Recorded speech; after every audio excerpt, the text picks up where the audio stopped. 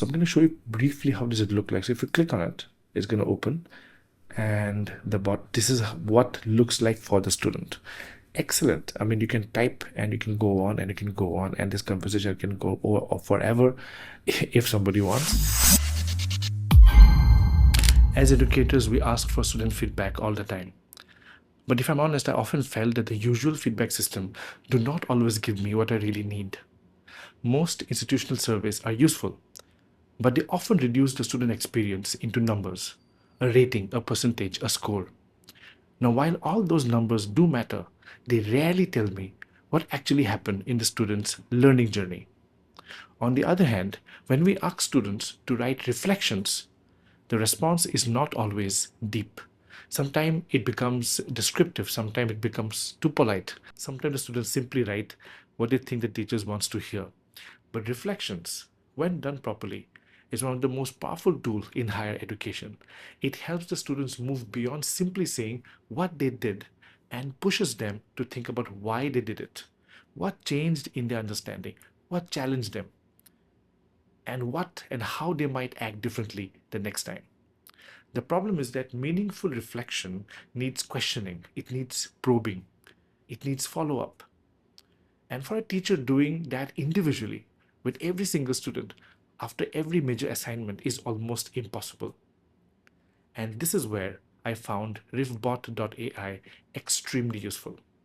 Instead of giving the students a static form, it creates a conversational space. The students interact with the bot, they respond to questions, explain the thinking, and are gently pushed to go deeper. For me as a teacher, this gives much richer insights than a standard survey or a short written reflection. Now, I have used this particular tool extensively in spring 2026. It almost across all my courses, especially after any major assignments or at the end of the course. And honestly, it has changed the kind of feedback I receive. So in this video, I want to show you how to use Riffbot.ai as a feedback and a reflection tool, and how you as an educator can use it to understand your students' learning experience in a much more deeper and a more meaningful way. So let's hop in and see how it works. So I was quite lucky because I got an early access to this particular tool. I hope that you will be able to join this, and if not, you can join the waiting list. But thankfully, I have a login ID. So typically when you log in, you have all your bots here. As you can see, it is being basically populated by all the courses that I have taught. And this is a course I'm teaching right now in summer, which is just finished. And you can see that this is a bot I created for getting a feedback on an assignment which the student had to do a non-fiction edit. So basically, right after they do the submission, along with the submission, they're supposed to do this bot. And it is like an interaction, for example, and you have to give some leading questions. There is a word limit, so you need to also understand that you have to crunch in everything that you need to know from the students in the context. So there is a context menu here. I'm going to show you when I create a new bot what all things you have to fill. There has to be opening question, and then you can define the length. Now, typically the students that I have taught, they were quite open. There are some students who have gone beyond 15 prompts, and so it depends. So when you create a new bot, you can actually create a new bot by going right down here, and you can click add new bot. And when you get this option, you can obviously give it a name so that you understand that this is a bot, what it's supposed to do. You may and you should ideally ask for the name and email, because for me, I wanted to make sure that everybody does this. So the only way to find out is actually asking them a name and email. But if you want to keep it completely anonymous, you can feel free, you can do that as well. The reflection length, this is what I normally define to around 15 prompts, but you can make it unlimited, it can go on forever. There is an option for both text and voice. I have tried voice, but I don't know, because I haven't paid anything for this particular platform. So I fear that overloading with data may cause problems. So I usually keep it to text. And you want to keep the same form of feedback for all the students. So some people might choose voice, some people might choose text. So to make sure there's a consistency, I usually choose text only. Now this is very interesting because this changes the way the bot will communicate with the student. So since this is a feedback, and so I use feedback gatherer, but there are other options and you can try and see what difference do you get. But this one works just fine for me. So I usually choose feedback gatherer, and then I write an intro text, which is the first thing that they will see. It's very simple. You can I have students have done this on their phone, on the desktop, so it works anywhere. So to get a sense, there's an intro text, and then there's an opening question. So this is the first question which should set the students off. And then I do provide context. Context is very important because Riffbot needs to understand why they are doing this, what they have completed before they are coming to this particular platform.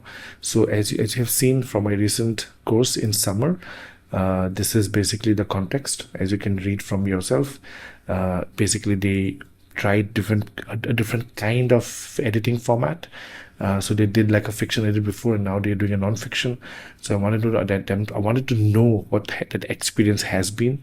And I for my written reflection, not the bot reflection, I usually follow the 3Ps model, which is the proficiency, process, and person. So if anybody of you is teaching a module which has got practical component in it, where students are supposed to showcase their skill, I think this is a very good model which really works.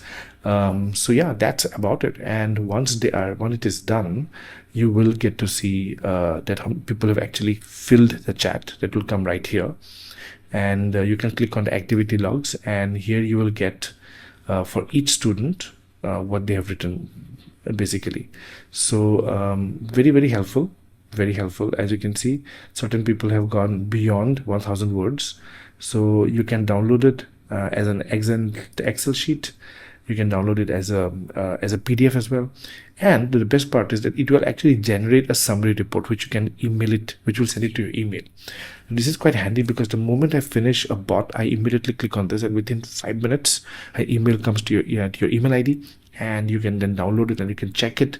What is the summary, what is the overall, and it's quite precise, quite concise. So then I analyzed this logged, and then I figured out what worked, what did not work for this particular assignment. And this tool has become so good that I have actually started using it for prospective interviewees. So if suppose we are going to interview someone, what do they really want to talk about? What do they want to bring? I'm talking about podcast recording. Excellent, absolutely great tool for variety of purposes, not only for reflection for your academic purpose, but for other professional needs as well. So I want to show you one thing. Once you're done, you can click on share, and it gives you a QR code which you can download and share on your phone, or you can, and this is the link, basically this is the link which you can copy and you can send it to the participants. The way it shows up, it has different ways. You can choose from here. So basically, if you want to embed this on your website, you can choose this, and you can copy the code from here.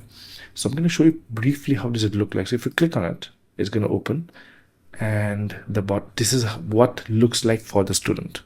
Excellent. I mean, you can type and you can go on and you can go on, and this conversation can go over forever if somebody wants, but absolute game changer for me. And I do ask the students to write the regular reflection, which is around 500 words, but they can choose to write whatever they want. I give them some broad guidelines as to what I want to know from them, but they can pretty much fill whatever they want. Here it is prompt, so there's obviously a very different dialogic interaction happening. I'm actually working on a research paper, and once I had the initial findings, I'll definitely would love to share with you. So try this tool and tell me what you did with it. What did you learn from it? I would love to hear more from you. That's all from my side. Thank you so much for joining.